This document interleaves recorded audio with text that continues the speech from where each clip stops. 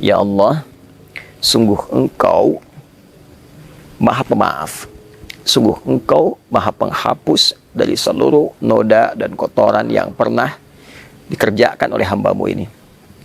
Tuhibbul afwa, dan Engkau mencintai sifat maaf. Engkau mencintai hamba-Mu yang menengadah kepadamu, memohon pemaafan dan ampunan. Fa'fu anni, maka dengan segala sifat kelembutan kemuliaan-Mu ini dalam memberikan maaf, maafkan aku. Ampuni dosaku, hilangkan dan gugurkan seluruh kesalahanku. Nah, ini keutamaan ibadah di malam-malam Ramadan. Jadi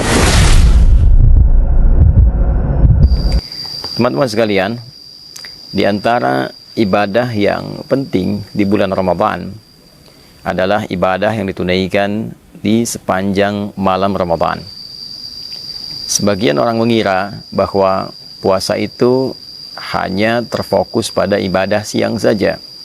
Saat seorang insan beriman mampu menahan lapar, menahan haus, menahan hasrat biologisnya dari mulai terbit fajar sampai dengan terbenam matahari di waktu maghrib.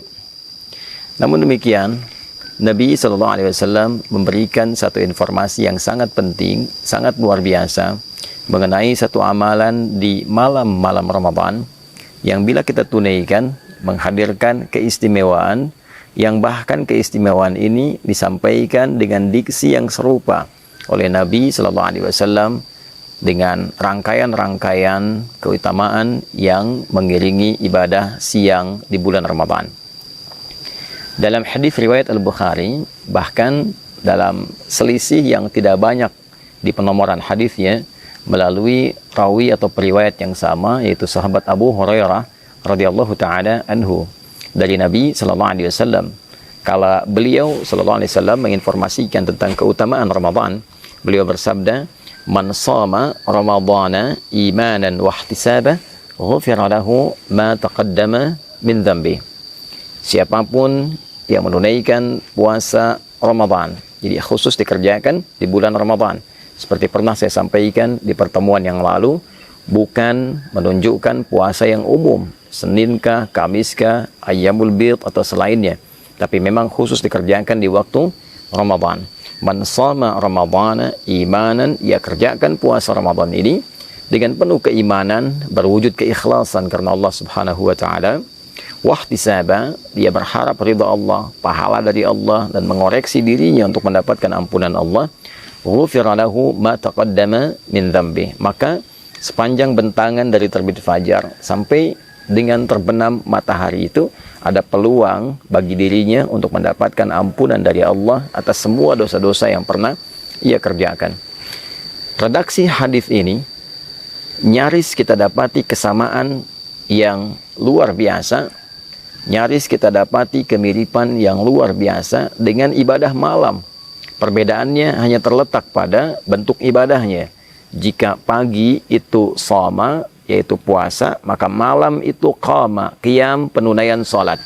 Hadis paginya sampai ke maghrib, dari terbit fajar sampai maghrib, man shoma Ramadhana, maka hadis tentang ibadah malam yang menunjukkan keistimewaan luar biasa itu, Nabi bersabda, man qama Ramadhana imanan wahtisaba, ghufira lahu ma taqaddama min dhanbi. Siapapun yang menunaikan ibadah qiyam khusus di malam-malam Ramadan, qama Ramadhana.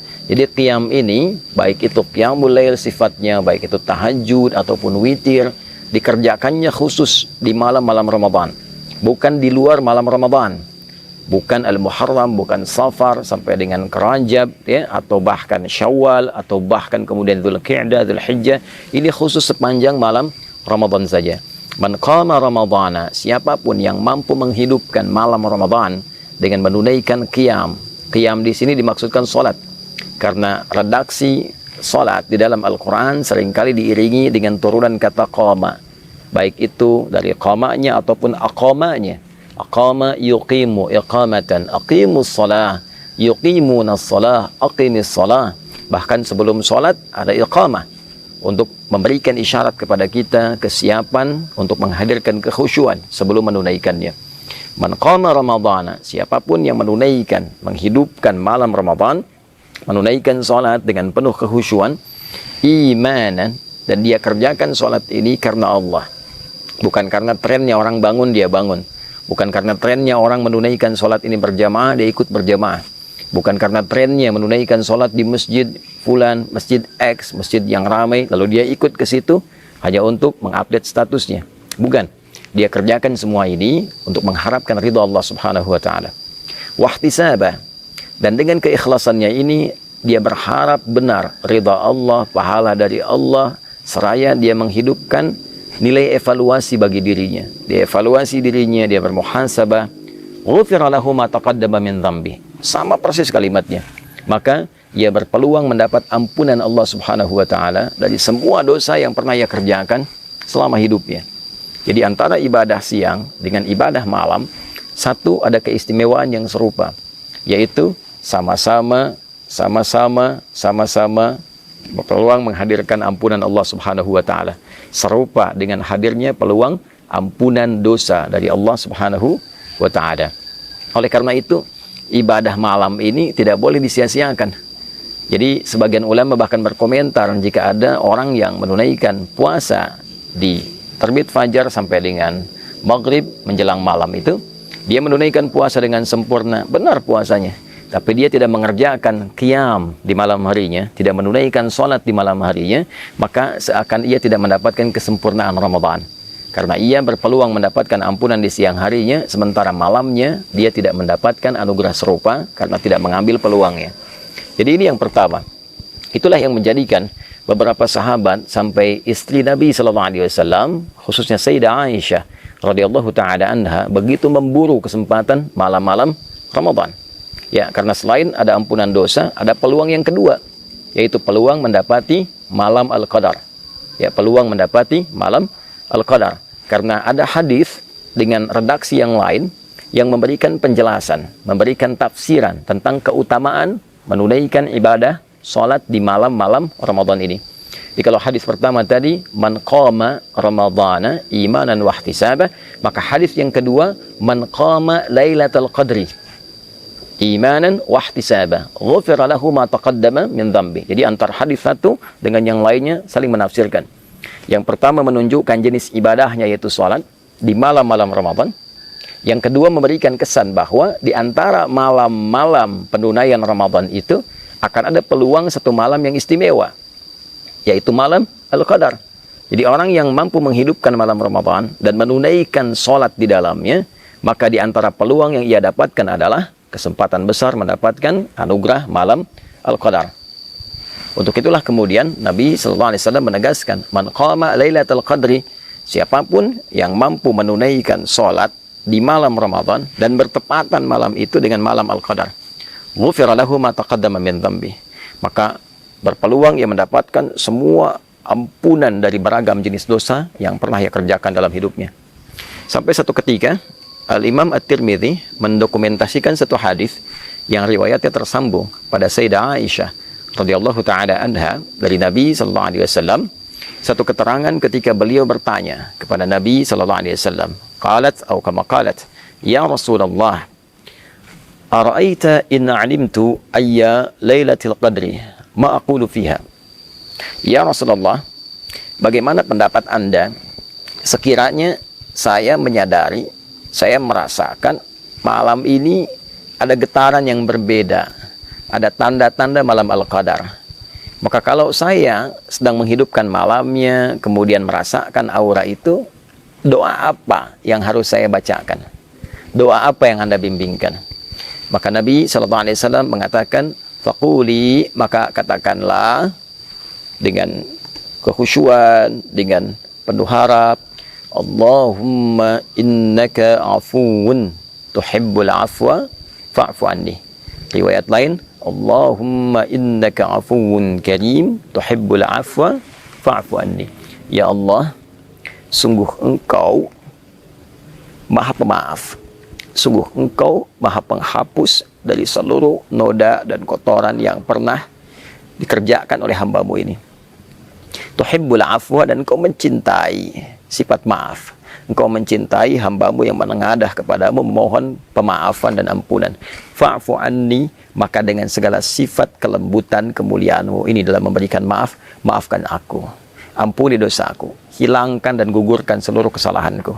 Nah, ini keutamaan ibadah di malam-malam Ramadan. Jadi yang pertama, berpeluang menggugurkan dosa. Yang kedua, berpeluang mendapati malam Al-Qadar, dan bonusnya adalah ampunan dosa dari Allah Subhanahu wa Ta'ala. Adapun yang ketiga, ini yang paling menarik. Salat yang ditunaikan di malam Ramadan juga memberikan manfaat besar bagi kedamaian hati, ketenangan jiwa. Nah, orang-orang yang sering gelisah gitu kan, orang-orang yang diliputi oleh ketakutan berlebihan, ingin merapi, mendapatkan ketenangan jiwa, mendapatkan kedamaian, maka di antara tips yang disampaikan melalui riwayat-riwayat yang valid kepada kita adalah penunaian sholat di malam-malam Ramadan. Jika kita menunaikan satu ibadah, dan ibadah itu berdampak pada ketenangan jiwa kita, pada roh kita, roh yang mengisi nafas kita, jiwa kita, maka ibadah itu, pekerjaan itu disebut dengan tarwihah namanya. Rawwaha yurawwihu tarwihan. Wa tarwihatan sifatnya. Sesuatu yang bila dikerjakan memberikan ketenangan kepada jiwa. Bila kita kerjakan berkali-kali, sekali, dua kali, lalu jeda sebentar, lalu sambung lagi terus 3 kali, 4 kali, ada yang 11 kali, ada yang 23 kali, ada yang lebih daripada itu. Dia jamakkan hingga mendapatkan ketenangan dan kedamaian dalam hatinya itu, maka bentuk jamaknya disebut dengan tarawih. Itulah sebabnya sholat yang ditunaikan di malam-malam Ramadan disebut dengan tarawih, untuk memberikan kesan bahwa manfaat sholat ini, ya, selain sifatnya juga ditunaikan dengan ketenangan, manfaatnya adalah memberikan dampak kepada jiwa yang lebih damai, memberikan kondisi kepada jiwa yang lebih tenang. Jadi orang yang rajin menunaikan ibadah tarawih dan ditunaikan dalam keadaan tenang, dalam keadaan yang baik, itu dampaknya ke hati akan memberikan kedamaian yang tidak didapatkan dalam suasana-suasana yang lain. Itulah sebabnya kenapa ibadah ini diviralkan namanya dengan tarawih, untuk memberikan motivasi kepada kita. Ayo, supaya hati kita lebih tenang, lebih damai. Yang kedua, ayo lakukan dengan tenang, bacaannya yang baik, jangan buru-buru, jangan tergesa-gesa, lakukan dengan penuh kedamaian sampai mendapatkan gelombang, frekuensi-frekuensi ke dalam jiwa kita yang menghunjamkan kedamaian pada hati. Cari imam-imam yang baik, yang memberikan getaran-getaran yang menenangkan kepada jiwa. Nah, itulah manfaat ibadah-ibadah yang ditunaikan di malam Ramadan, khususnya sholat yang kita hidupkan sepanjang malam Ramadan. Jadi sholat tarawih, qiyam Ramadan bukan ibadah biasa. Sholat ini berpeluang menghadirkan ampunan Allah Subhanahu wa Ta'ala. Sholat ini berpeluang menghadirkan keutamaan datangnya malam Al-Qadar.